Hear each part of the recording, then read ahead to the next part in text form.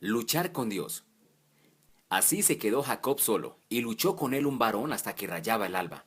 Cuando el hombre vio que no podía con él, tocó en el sitio de encaje de su muslo, y se descoyuntó el muslo de Jacob mientras con él luchaba. Génesis 32, 24-25. Este es uno de esos pasajes que nos resulta por demás extraño. ¿Dios envuelto toda la noche en una lucha cuerpo a cuerpo? ¿Cómo ha de explicarse tan raro evento en el relato de la historia de los patriarcas? Creo que la historia no es tan extraña como inicialmente parece. Para entenderla debemos recordar la vida de Jacob. Había nacido hijo de la promesa.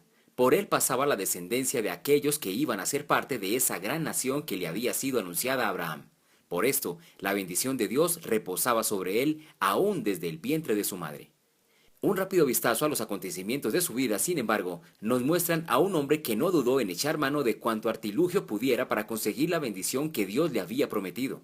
Lo vemos envuelto en reiteradas situaciones donde se aprovechó de la debilidad de otros. Lo observamos haciendo trampa, mintiendo, engañando y siendo engañado. Acumuló una gran fortuna en bienes, pero se hizo de muchos enemigos en el camino, incluyendo el odio visceral de su hermano Esaú, que había jurado matarlo. No es una figura muy inspiradora. A veces el Señor lleva años queriendo decirnos algo sin poder lograr que le prestemos atención. Su voz es la del silbido apacible. Pero cuando no hacemos caso, debe adoptar métodos más directos. Este es uno de esos incidentes. En forma muy gráfica, Dios le muestra al patriarca lo que había sido su existencia hasta ese momento. Una lucha sin fin por apropiarse de la bendición de Dios. El relato nos dice que el Señor no pudo contra él. De cierto, esta no era una puja por dominio físico.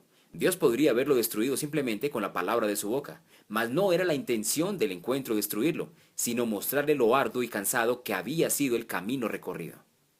En un sentido muy claro, el Señor le está diciendo al patriarca, abro comillas, toda la vida has estado luchando conmigo, sin darte cuenta de que yo estoy a tu lado.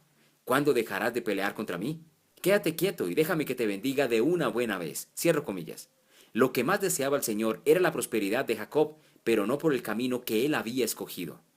Muchas veces como líderes estamos desesperados por asegurarnos la bendición de Dios para nuestros proyectos que echamos mano de todo lo que se nos viene por delante. Trabajamos con una desesperación que revela que creemos que todo depende de nuestro esfuerzo. En ocasiones hasta logramos el avance deseado, pero cuánto más fácil hubieran sido las cosas si hubiéramos aprendido a unir nuestro trabajo al brazo fuerte de Dios. Para pensar, quizás sea este un buen momento para detenerse. Tome un momento para volver a poner las cosas en su lugar. Usted no está trabajando para Dios, usted está trabajando con Dios. No quiere hacerlo todo solo. Descanse más en Él y verá los resultados. 12 de enero.